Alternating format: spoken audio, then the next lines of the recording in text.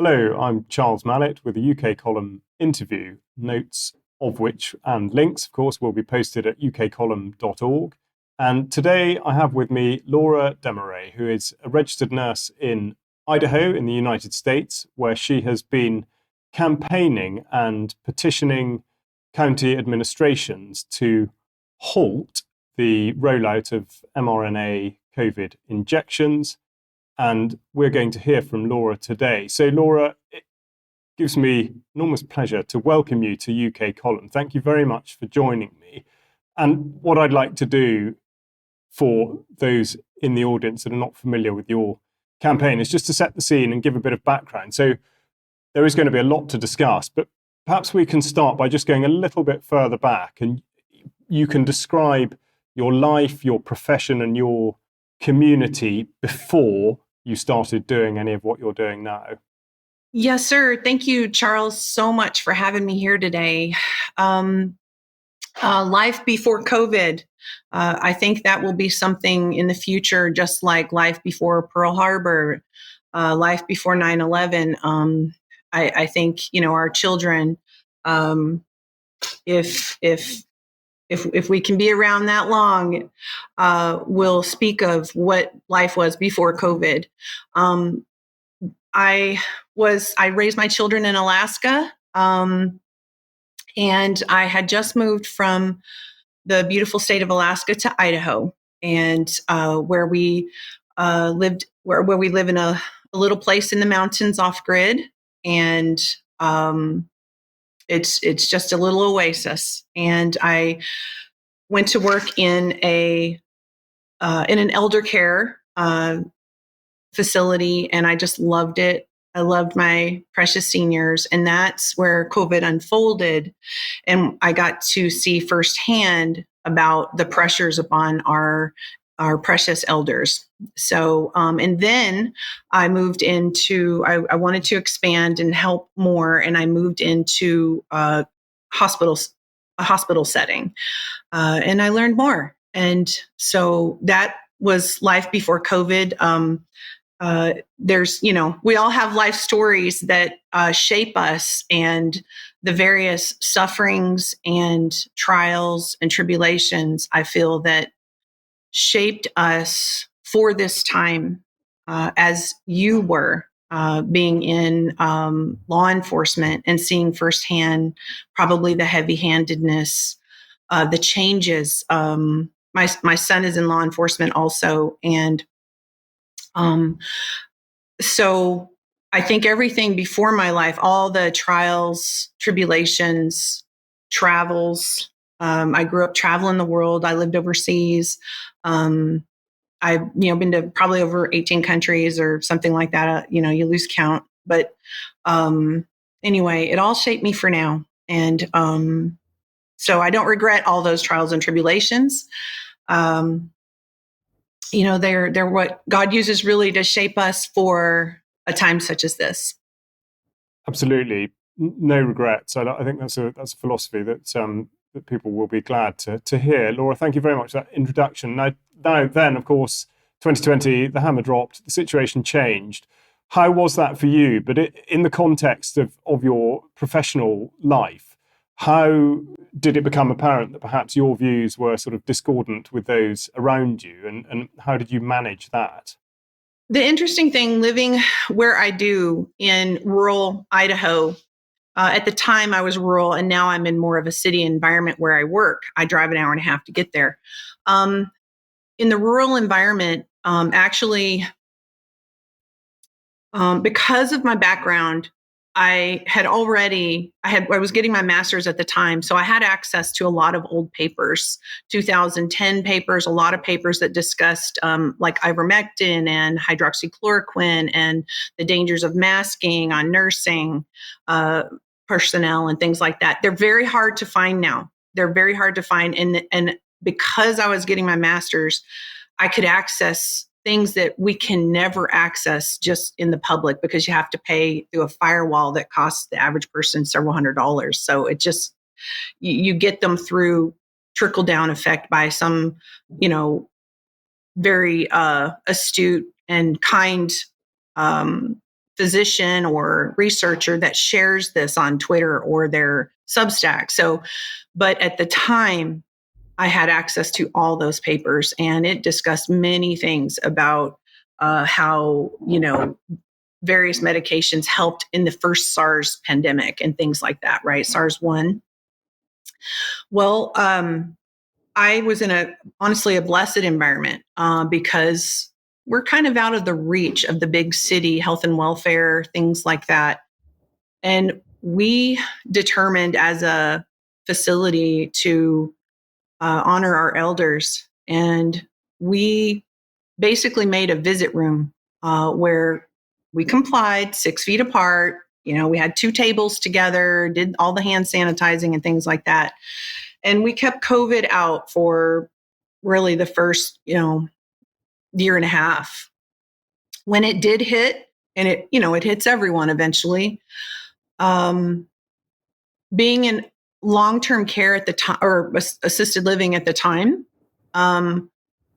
they have no PPE or anything like that. It was, and that's the case all over the country. The facilities, and I think this is why so many seniors died across the globe in facilities, is there's no way to have any kind of real isolation. All it's doing is just breaking their hearts. Everybody has the same germs, for the most part in those facilities. And so anyway, at that point, it was kind of ugly because we, pretty much everybody had COVID and you just go to work. You just work right through it. And, I had a headache and I lost some smell for a couple of days, but I took ivermectin and hydroxychloroquine and I worked right through. So, and so anyway,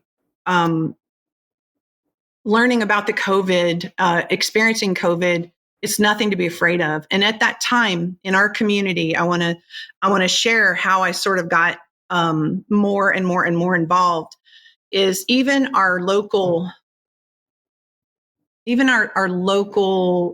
public servants, our local doctor, our whole throughout, I would say from here to Boise and above, we banded together to do early home treatment for anyone who needed it. So people would reach out to any awake doctor that understood the value in the early home treatment. And I appreciate Dr. McCullough's statement as well about early home treatment was imperative. Never in the course of nursing history or in medical care do you just tell someone to go home until you can't breathe anymore. That has never happened. And so, I mean, we treat the cold, we'll treat the flu. If we had Ebola, we would treat Ebola the best we can, early home treatment. We're not just going to go curl up and die and wait to not be able to breathe anymore or bleed out. You fight it. You don't sit down and just wait for a vaccine that is unproven or experimental. And it was just common sense. However, the world had lost its sense. And so early home treatment, I had, we would pick up pharmaceuticals from, Boise or wherever and bring it to the sick family or the sick elders. Or, we tried our very best to keep everybody away from any kind of ventilator or remdesivir situation. Against that backdrop, when did alarm bells or concerns sort of raise their heads with regard to not so much a vaccine or the idea of a vaccine itself, but rather more the policy that was used with which to sort of enforce it? Okay, that's a really good question, and it is different for every person because I have a lot of my precious injured that woke up after their vaccine injury and they started going down the rabbit holes and started realizing that almost everything they were ever told was a lie. So for me, it's a little bit different, sir. And this is the part where I feel like, the Lord had kind of raised me for this. as he did each one of us, we have different experiences that make us ready for what is unfolded. And mine is, when I was younger, very apolitical, didn't know anything about the world really. I mean, I traveled the world. So I knew that, one, the world was not overpopulated, and two, I had a love of culture and people, and I wanted to be in the World Health Organization. Now, don't cringe yet, because I studied them. I took 5 languages in college. I wanted to help save the world. And as I got to know what they were about, I realized that they actually are just occultic psychopaths that want to control the world. And I don't mean to be rude to them, but they have, not only in their policies, their books, there's a certain agenda, I feel, that has encroached a real 5-pillar approach. And I have watched it since I was in college. So obviously I never became part of the World Health Organization. It was part of I think it was just part of the journey that, God wanted me on, so I could see it when it unfolded right before. Right now they have spread a net. And it's not just a World Health Organization, the United Nations. It's also, Bank of International Settlements. It's the grip, the hold that they have on governments across the world through their strategic partners. And that includes, unfortunately, many of their strategic partners are also part of the CDC Foundation, and quite big donors to governments around the world, government leaders. So when it unfolded, sir, in 2019, we were watching this, in YouTube or whatever on the internet in China, these shows of people just falling over. And I thought, okay, my husband, I mean, we moved off grid for a reason, sir. I didn't know what it would be, how they would take out Trump, but I thought, well, it's either EMP or pestilence, and we'll be ready. And so that's not that I don't have a crystal ball or anything. I just read their books, and they tell you, and it's part of their sort of religion.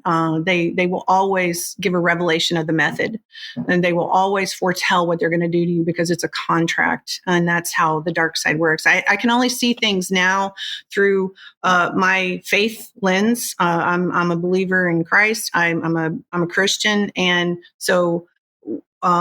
Because of my background traveling the world, and I used to look into all kinds of different religions. And I mean, I went all around the world, sir, really looking for God in a sense. And this was part of his journey training me. That's how I figured out the World Health Organization, a culture, religion. And their value system was very different than the Christian value system. So a lot of our Western nations have been founded on, Judeo-Christian values. And they actually have a different set of values that they will use every resource they have to implement in the hearts of men. And so how did I know it was bad policy? Before it even hit America, we lived off grid, ready to go. And so as I went into the hospital situation, which I love, I love where I work. I really prayed about that. And God, I feel like, opened up the best place on the planet for me to be in a hospital situation. And in my interview, I shared with my boss at the time, I just want to let you know and be above board that I will not be getting a mandated COVID vaccine, and I will not ever take that, whether mandated or not. And I will not take any flu shot because, eventually, because they talk about it being in every single shot that is available for the most part, if they can get away with it. And the genetic material, the genetic platform, is what I mean. It's COVID shot is just the camel little nose in the tent. It will be in as many applications for agriculture and and medicine if they get away with it. So my boss said, "Oh, that's silly. There's no mandate." Well, yet I guess, and I just said, "I'm just letting you know. I will, I'll work 115%. I'll be the best employee you ever had, but I will not get another shot." At least of those two. And anyway, and so it came, and when we had to sign declination after declination, because you could see the screws starting to tighten. And I was in the hospital setting when the screws started to tighten regarding the mandate. And then, because I read their books, my husband and I were pretty certain that the mandate would unfold. And if it couldn't be legal, it would be financial, with strings and reward and punishment for giving or forcing vaccines to employees, even in the private sector. So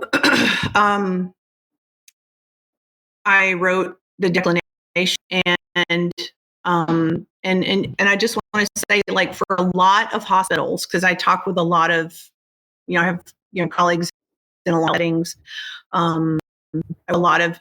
I also do a lot of work with raising money for the injured, as you know, fighting the injections, the genetic platform on the child schedule, and really ban it completely if we could. Essentially, the declinations were things like, I know that it does not change my DNA. Well, I had to scratch that out, because, that, how do we know that? I kind of think it did. And now we can show it did, and starts within 6 hours. But it was other things like, I may hurt others because of my choice, well, scratch that out. But but this was across the board. My through so many hospitals, and then there had to be more declinations, and eventually, in my, where I, in the system that I am a part of, that I love, and I love my system. Believe me, the hospital system I work in is exceptional. But remember, the entire world had pressure from the top down. So everybody had to scramble without information in general. They had to really find avenues for information. And so really, CEOs were doing the best they could, nurse managers doing the best they could, doctors doing the best they could. So many did not go further than what the CDC and the FDA said. They just took that information because they had trust in them for so many decades. Now, shame on doctors and anyone who did not look further and challenge the narrative. But there's so much information out there now. People are waking up. The dam is breaking. Shame on doctors that knew and pushed anyway. But realize, I just hope people have mercy when they look back, because there's cognitive dissonance. If you didn't know that you'd been lied to for decades, how would you know any different that the CDC is a regulatory agency that's captured, as well as the FDA, and probably the global, as you know, in Europe, the global health or government systems are very captured by industry. And so how would you know that if you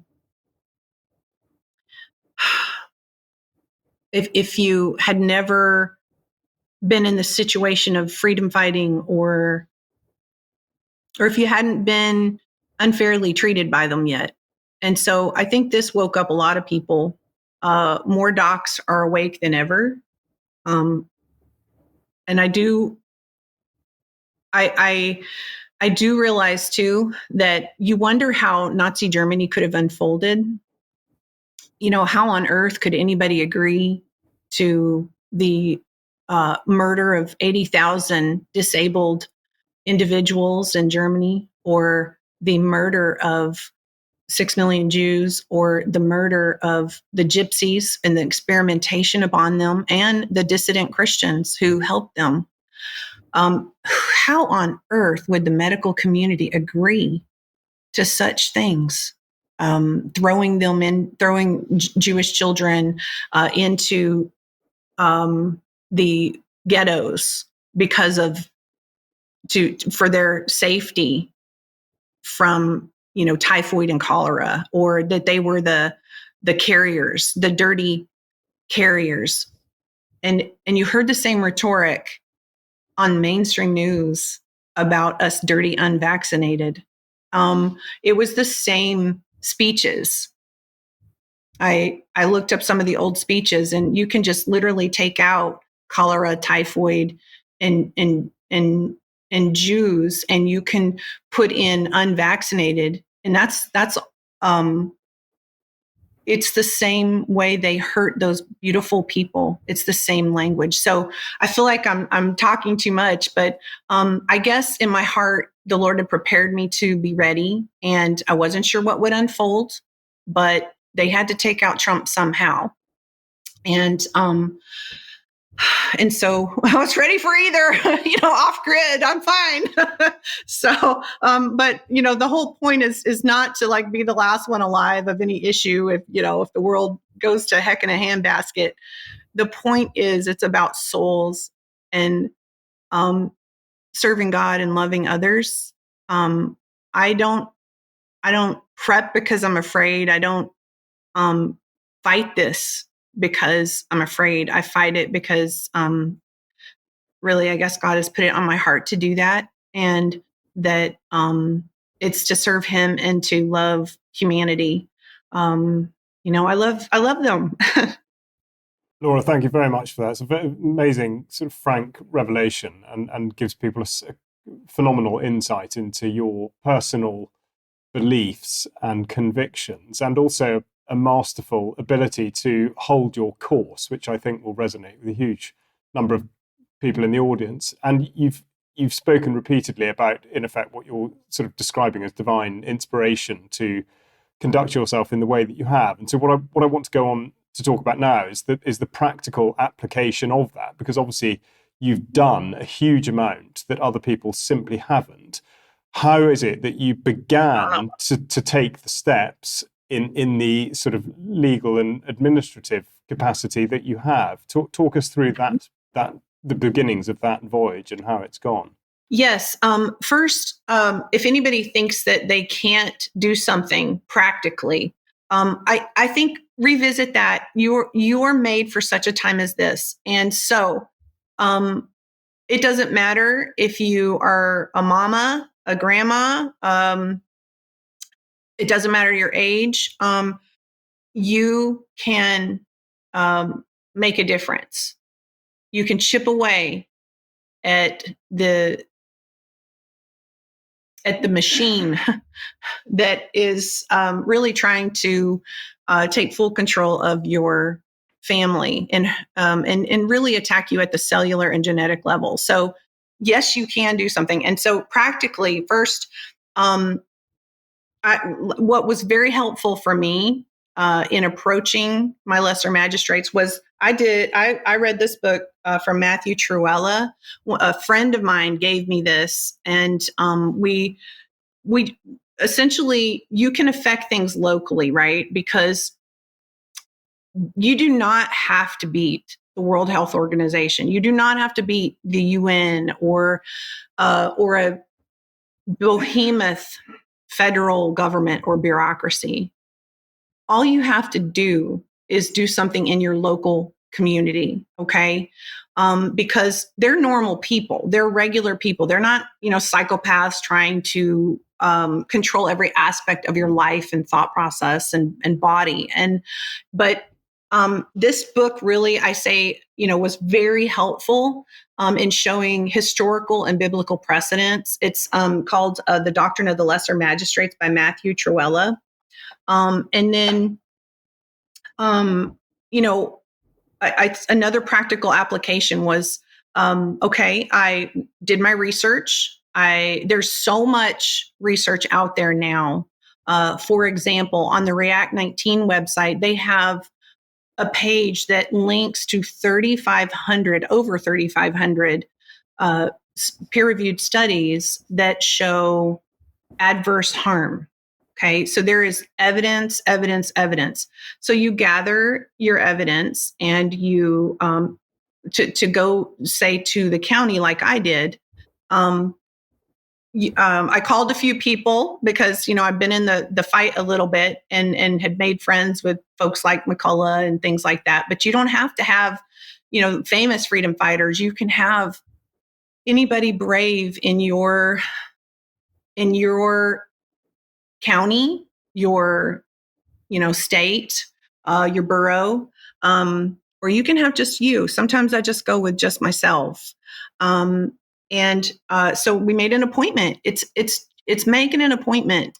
And I want to point out too, the first thing that you have to have, because all of this control and I would say malfeasance has been done to the world because fear had taken a hold. So just realize that there's something about being fearless that the dark side does not know what to do with. And so my husband and we had to really think, okay, what is the worst that can happen? They kill us. I get fired. We lose all of our stuff. I will go eat, plants in the woods if I have to. You do have to be, search yourself. And I, for me, I feel like it's, very, God will help you. The Lord will give you strength. But you must be fearless and step out in faith and be fearless. And, you write that religious exemption or that medical exemption. You step out in faith and fearlessly make an appointment at your county. And we literally just made appointments from county to county at the Board of Commissioners. And it takes a lot. Remember, you oftentimes to actually make a difference in this environment, you are in opposition territory or neutral if you're really blessed that day. A lot of times it was neutral. A lot of times it was opposition territory where, it looked, people would stare at me like a zombie, like, literally like this, like they can't wrap their mind around the information. There's a lot of failures. There are some days I just think, wow, that was bad. Wow, you get your butt kicked. It's not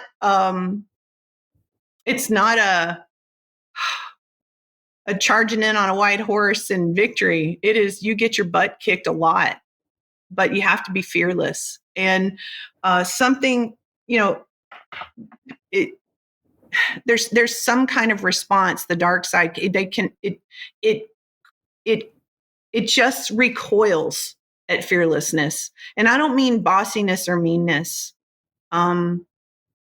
Because going into these places, if you're screaming and yelling and bullying and, strong arming, it will shut them down. It will shut them down. It's a conversation. Just remember that they have been lied to as well. And many of the people you talk to try to change things will be vaccinated, and they're hurting. They have neurological inflammation. They have brain fog. They know something's wrong, and it scares them to death.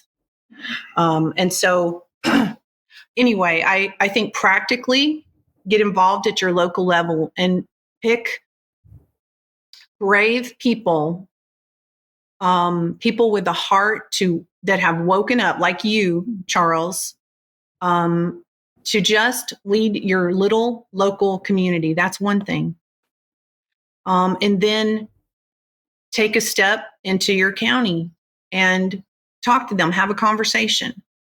We have gone to our AG. I just asked for a meeting. Can I have an hour of your time?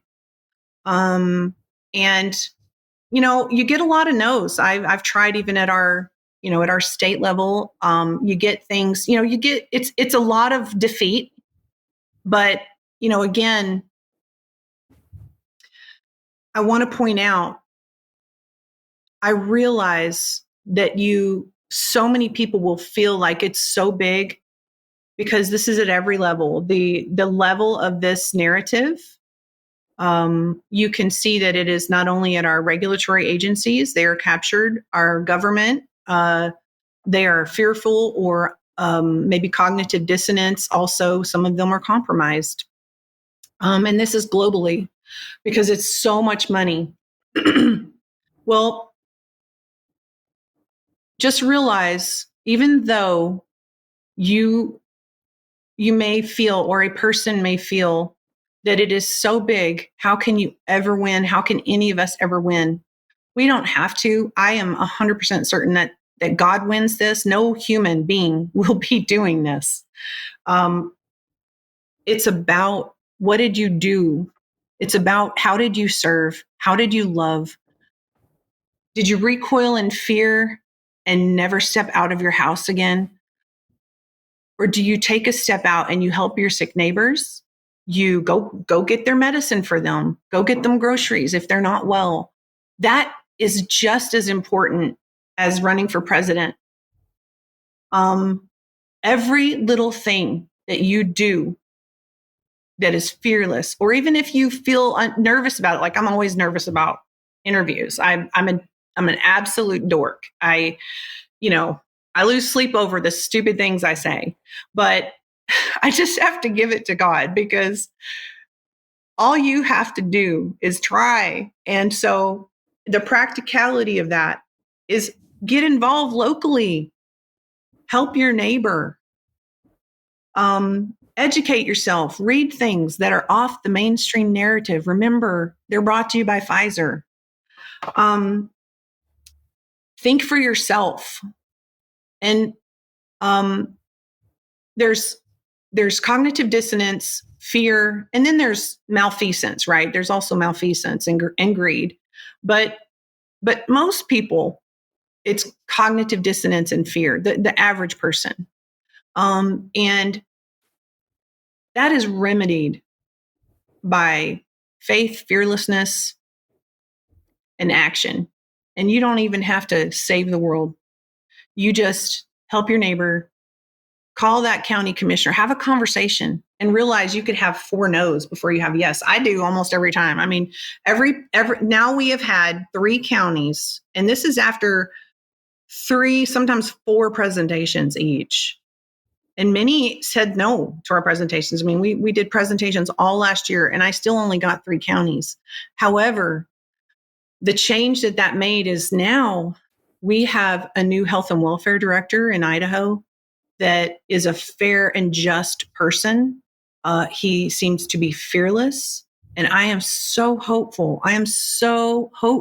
We may, Idaho, Florida, or Louisiana, perhaps, or Texas, may be one of the first states to hold the line for our children and not force this genetic shot on them, or even recommend this genetic shot. And you never know what may happen. Maybe we even get the jab held or banned, or I'm happy with anything.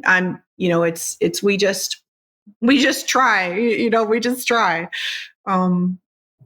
We don't have to win it all.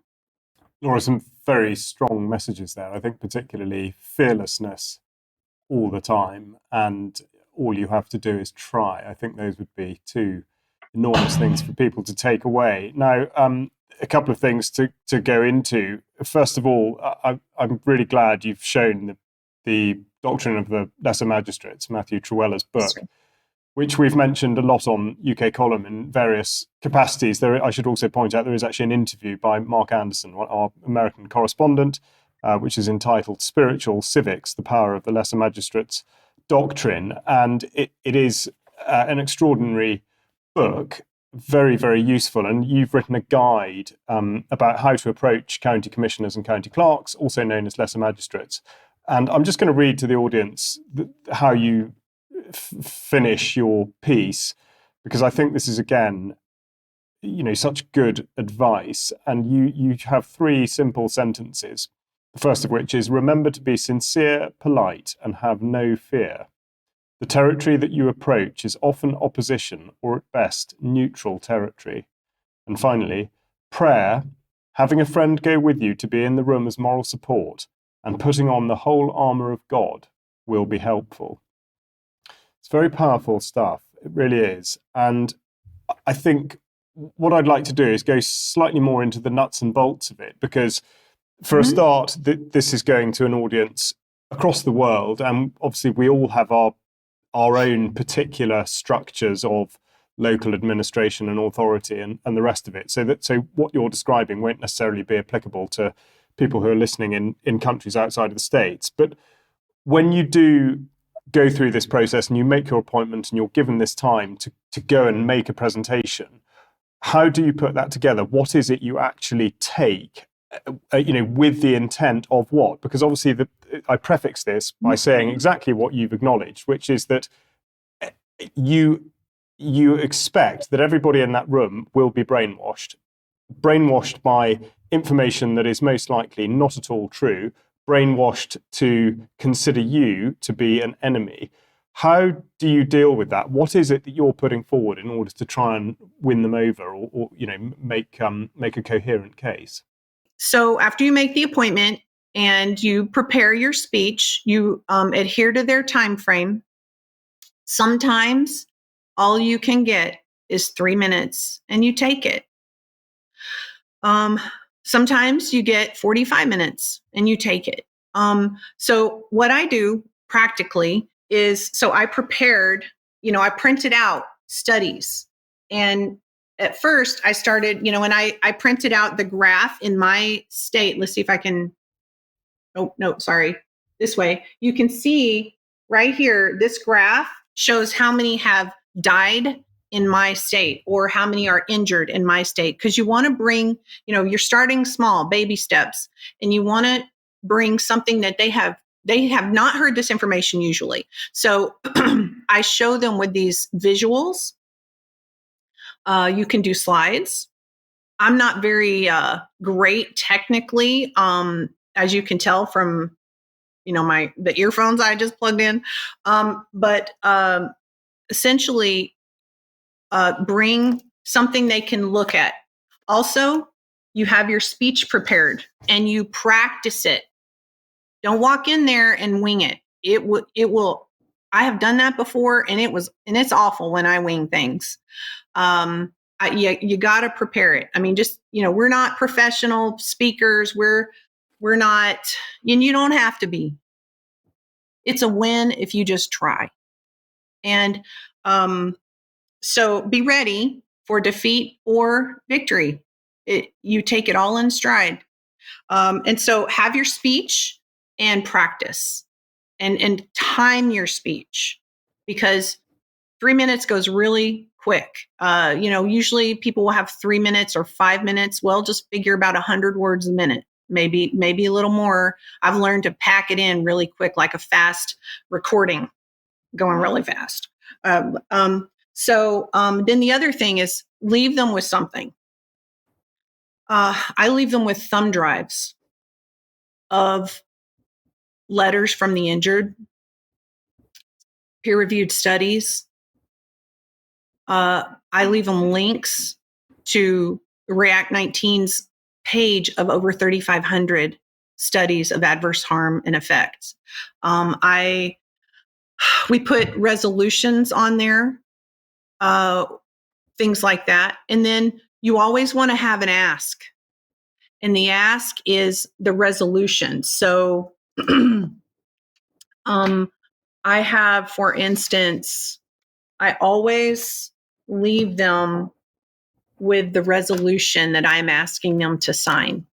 And then, so here's there's an actual one that has been signed, and I leave them with a written version of this. So you basically kind of go through it in your head. It is really that simple. And just realize it's okay if they look at you like zombies or roll their eyes when you talk about 12-year-old children stroking.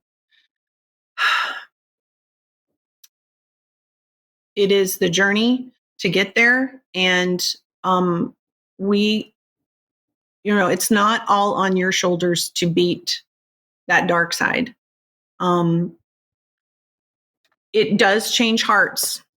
It does. And it will have ripple effects. I assure you, any bravery or fearlessness that you have. And then a big one, you'd mentioned the part where it's sincere. Definitely be sincere. Don't go in there. If you are bossy or angry, which you deserve to be angry, and I understand that, but everybody has been wronged, everybody. So just have mercy. Realize they may not be where you're at yet. This is just planting the seed. And so, it seems futile a lot. However, if not you, then who? If you don't do it, who will do it? So is that kind of the practical part you're talking about? Like, get involved locally, and you're electing and helping with campaigns with your local, get righteous leaders in. It matters in that small area, because one county can stand up against a governor like they did in Illinois during the mask mandates, right? One county. And, in Matthew Torella's book, it talks about Petronius standing up, I think in 39 AD, I think, but stood up for the Jewish people when Caligula wanted to put his own image in their temple. And they were just, they were beside themselves, and they pleaded and pleaded to Petronius, and he stood between the Roman army and the Jewish people. And he told Caligula no. And Caligula was kind of crazy and pretty angry. And so obviously he was going to kill him. However, divine intervention, he was out of office. Well, it was murder, but he was out of office before the order came to Petronius to suicide himself, came from Caligula. So, God had his hand in there and protected an entire people and a governor who stood up. Yes, the practice of interposition. And I think we'll come back to that, actually, because that is really significant. And I do want to go into the sort of philosophy of it, specifically with regard to what you've been doing. But I think for the audience to make sense of exactly what it is that you have done, and obviously you've talked a lot about being able to take failure on the chin and just continuing to go forward. Can you, of the successes that you have had, will you just pick effectively a case study to just describe how it was that you achieved that success, what the reception was, what follow-up actions there were, and how that sort of affected the campaign in general, and indeed the area within which you had that success? Wow, you ask such really good questions. You ask really good nuts and bolts questions. Okay, let's just say my county. I started getting involved a little bit locally, trying to help elect really good, righteous leaders. I met my legislators. I wasn't there to just demand everything. I also wanted to just meet them. This is over time. And then nuts and bolts in 2021, when we could tell that this injection was really murdering people.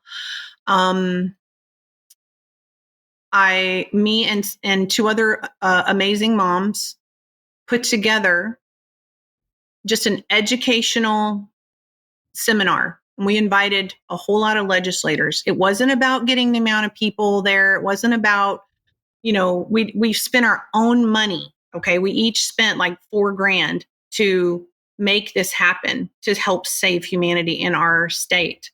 Also, we invited, this is sort of how I kind of met a lot of people too. I mean, we invited people like Lieutenant Colonel Teresa Long. And so you could do something like this on Zoom even. You don't have to have them in person. We had people come in person and meet our legislators and plant the seeds.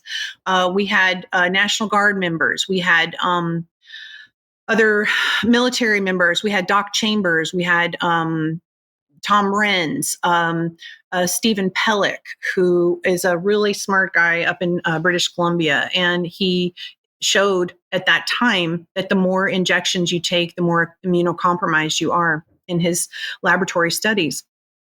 And we had, let's see, U.S. Freedom Flyers, Josh Yoder, just really amazing people. And then we invited local injured, okay, who had been injured all by hospital policies, okay, the remdesivir and ventilators and things like that, or had lost their loved one because of that. And so basically the policy injured, and then the families who have lost someone, it was all local. And our legislators had that seed planted, many of them, not all. I'd say that time there was about 12. Well, that's pretty good. Commissioners. And so in that meeting was a new commissioner. And, he's and I think the world of this is, somebody, you can just see how God put him in place, because he's a rancher, just a regular guy with a valiant heart. And he was in that meeting, and I saw him walk out with, this thick of notes from that all day affair of learning from these scientists, these injured, the local victims. We had Kyle Warner there, who was he's kind of a famous Idaho mountain biker, and he got myocarditis. He will never be a professional mountain biker again. And he got to share his story. And Doug Cameron, my colleague who goes with me a lot to the counties, he is injured. He was a rancher of 10,000 acre, of a 10,000 acre farm. And he basically is in a wheelchair within a week or so of his injection, and his job just fired him. Well, sorry, we forced you to get this shot, and now you're fired, and you're going to be in a wheelchair, and you're going to pay for that yourself, because we're not going to help you. And that happened right here in Idaho. And so it moved this particular commissioner. So this is why every little effort you do is a seed planted. So fast forward, we start going to the counties, and that commissioner was in our board of commissioners in my county. So he was already prepped with some more information than the average bear. And it takes a lot of exposure to learn or wrap your mind around the level of deceit and real misinformation, and the level of harm that this technology does to a human at the cellular level, and also neurological, hematological, cardiovascular, and autoimmune, so on. But it took about 4 visits, maybe 3 or 4, to actually have this process finished. But I just would make the appointments. We'd go and do a presentation, and then sometimes they would just have me come in to just contend more, like give them more information. They don't want the whole science team. And I just go in by myself. And of course, just so you know, not really by myself. My husband always goes with me, or a friend, because the nature of the dark side, I'm pretty stealth, and people don't really know me, which is great. I'm not even on internet or social media. But my husband always goes in and watches the back of the door so nobody shoots me in the head. So you got to have a friend with you. And and that's the fearless part. you got to do it, who, if not, then who? And then, so how did that come about? Well, so after a few presentations with our county, and more people too, tell your friends that are awake, when you have a full room of supporters, because more and more people would show up to these to support it and to support what we're asking. So then with a full room of people that will stand behind these commissioners or these local lesser magistrates, and they have to know that you will not abandon them once they join or say yes to what you're talking about. So we had planted seeds, and those seeds grew, and he contended for us as well, this commissioner. And the other commissioners, life is happening. Everybody's almost, I would say, there was a poll, was it a poll that Dr. McCullough was talking about that over near 20, don't quote me on it, but 29% ish of people knew somebody harmed by the shot. I mean, never in history. It's a crap show of medicine is this shot. And everybody, just pulling up to a gas station, you can ask somebody about the shot and they've got a blind friend in the car, or their son's, friend got myocarditis or a cardiac arrest at 29. It's constant. I hear something every single day. In colleagues, they have Menzies issues, fertility issues. They have blood pressure issues, just the minor things even. And then there's the major things, so the nuts and bolts. Sorry, I get sidetracked. And so they voted yes.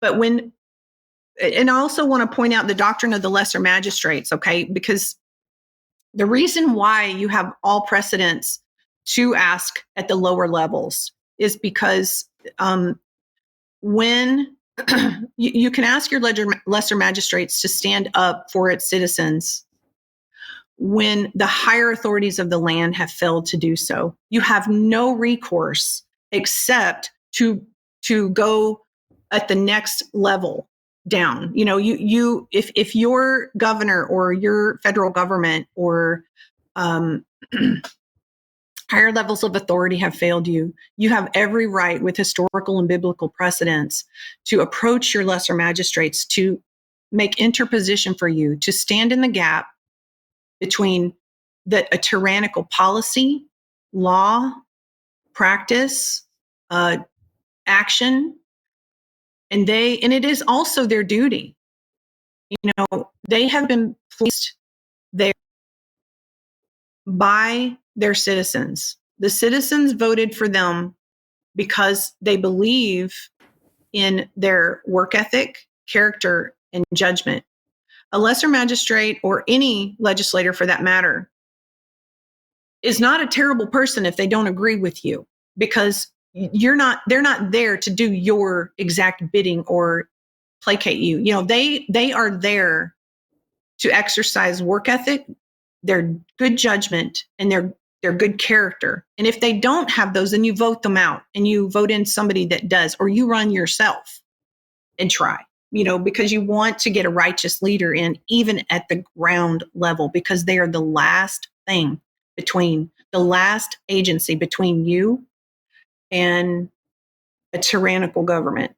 So the lesser magistrates, I think, are really the main answer here. And that also means at a state level.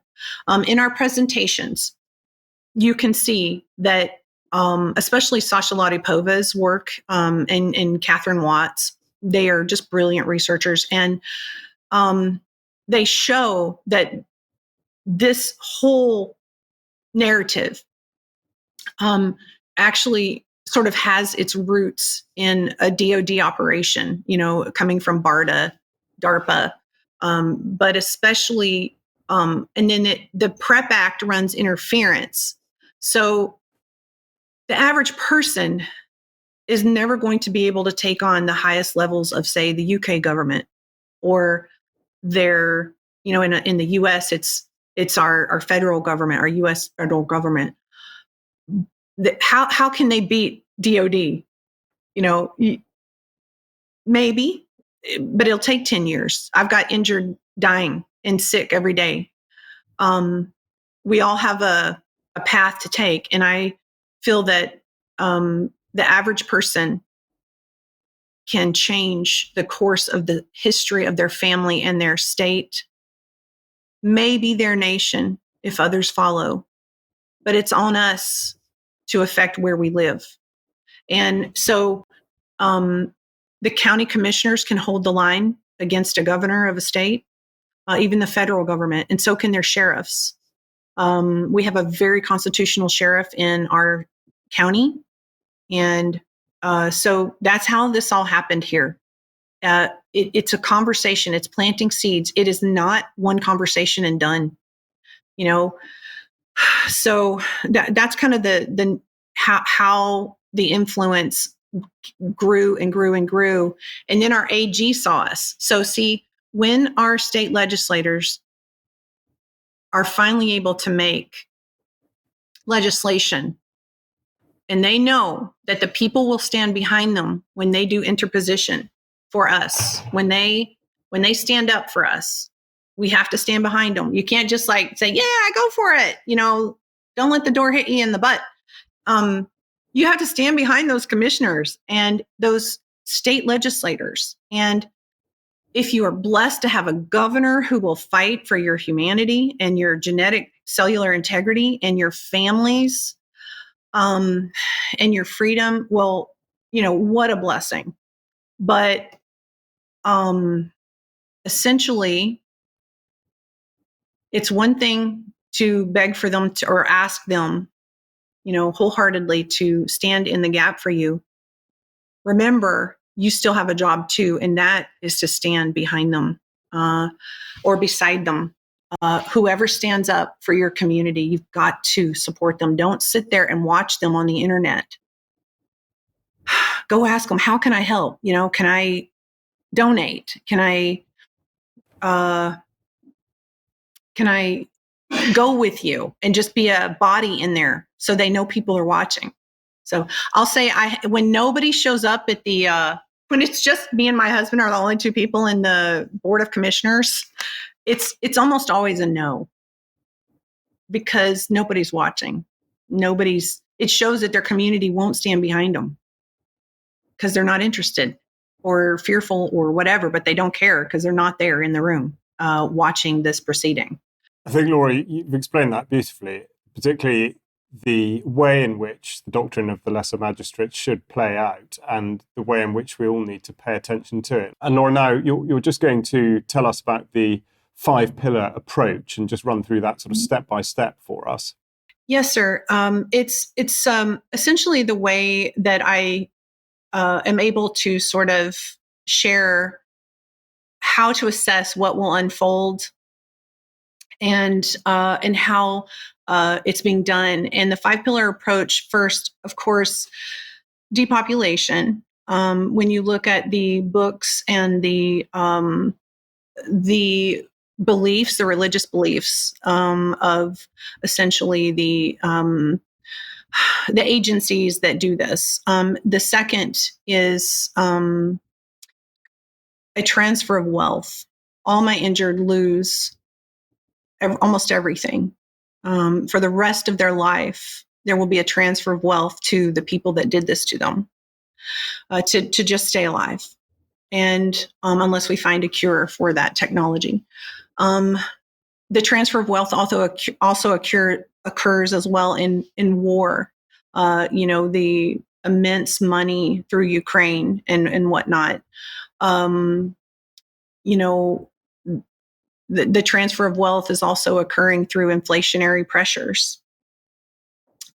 It's also occurring through, as we can see through FOIA requests, a lot of COVID money went to a lot of agencies, to health agencies and like the medical associations and various, and also as Maggie Thorpe and Dr. James Thorpe showed through their FOIA request, over $13 billion to local agencies, including some churches, right? To force and push, coerce, say things like Jesus would take this shot, stuff like that, which is a lie. His immune system is perfect. He wouldn't have taken this shot.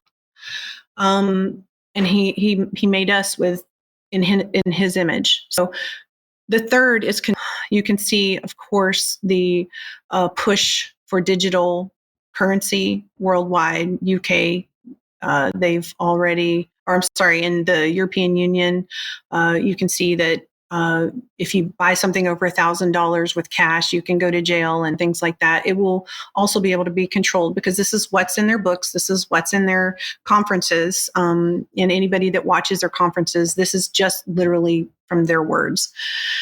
So that control aspect of every agency, the regulatory agency control, the media brought to you by Pfizer, the money, the monetary control.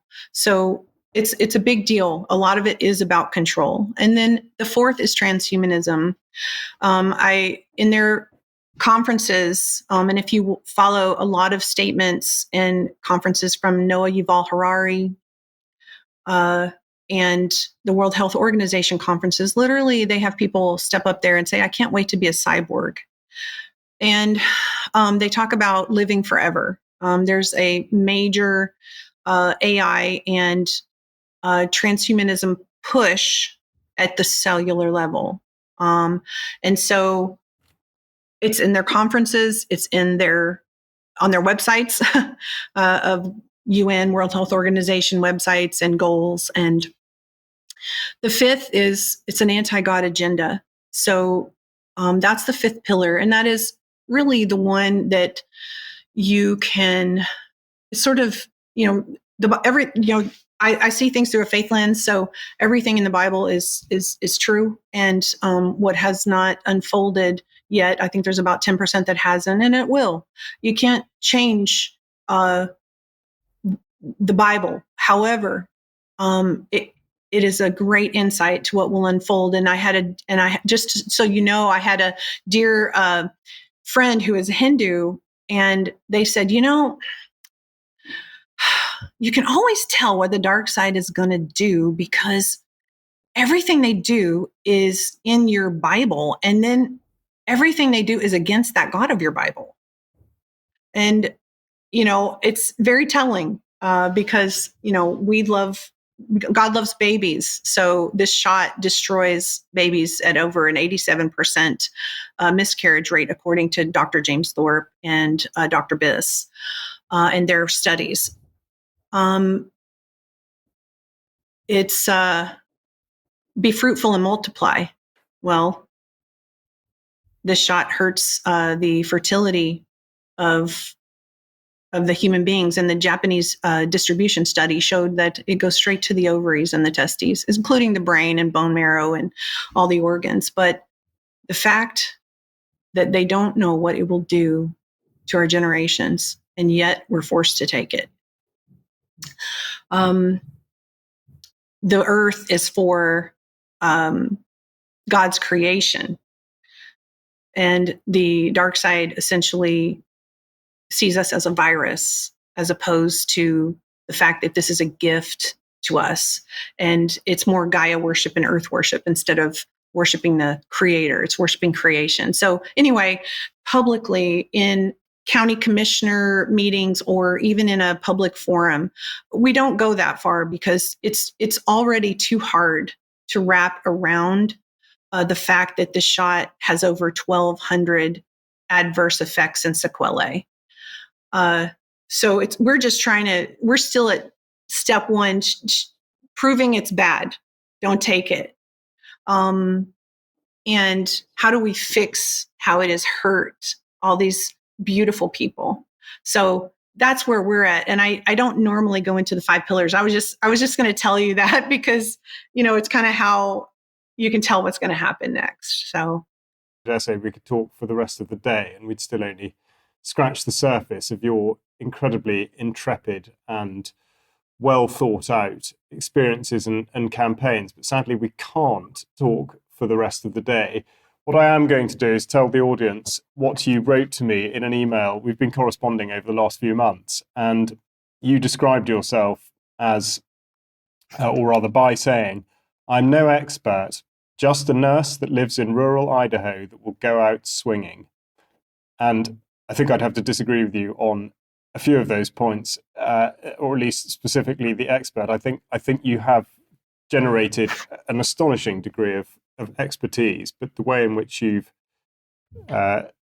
fulfilled the courage of your convictions is a real example to everybody. And I get the sense that an enormous amount of momentum has built. So I think the audience will be very captivated by that. Now, I will keep in touch with you, but what I'd like to be able to do is to give the audience an idea of where they can go to keep an eye on what, well, obviously to get a bit more detail on what you've done and how you've done it, and indeed what your plans are. So can you direct us towards the places to find that information?